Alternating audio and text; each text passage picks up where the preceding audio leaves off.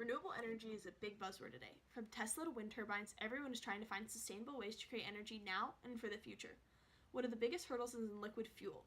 We're dominated by natural gas and derivatives of the oil industry, such as diesel and gasoline. One of the most promising alternatives turns out to be algae, pond scum. When subjected to high pressures and high temperatures, algae converts to biofuel. This reaction also has byproducts, a biosolid and a processed water called the aqueous co-product. So, what's the catch, you're thinking? There's a lot of algae in the world, let's heat this stuff up and get going. The catch is cost. This process doesn't create enough biofuel to compete price-wise with more conventional fuels, like the diesel and gasoline mentioned above. One way to get around this would be to find uses for the byproducts, and that's where my research comes in. We focused on the aqueous co-product, or ACP. ACP has high concentrations of nutrients, and because of this, has been theorized to be used as a growth additive. Hopefully, adding ACP will give plants, algae, and bacteria the nutrients they need to grow. Now, this is really exciting because ACP could be used to grow algae, in turn, converting to biofuel, creating a renewable and sustainable process. Now, ACP doesn't always have the effect that we want. In low doses, it appears to help growth, but in high doses, it has the opposite effect. My research focused on the nitrogen-containing compounds within ACP.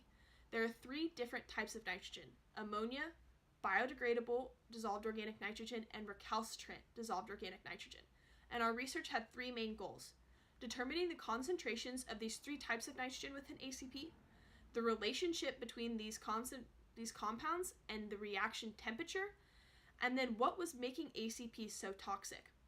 Now, to determine the concentrations, it's fairly easy to determine what is ammonia, but figuring out what is biodegradable and recalcitrant dissolved organic nitrogen is much more complicated. In the end, a unique biological experiment was created. So ammonia and nitrogen were measured at the beginning, and then bacteria was added to the ACP and allowed to grow for 5 days. And hopefully by the end, the bacteria had consumed all of the ammonia and all of the biodegradable, leaving behind only the recalcitrant dissolved organic nitrogen. We also determined that as reaction temperature increases, the recalcitrant dissolved organic nitrogen concentrations increase as well. And the nail in the coffin was that the recalcitrant dissolved organic nitrogen was what was making ACP so toxic. So by decreasing the reaction temperature, ACP becomes less toxic and a better growth additive. Hopefully, research like this can lead to algal biofuels and their byproducts becoming viable economic alternatives for the future.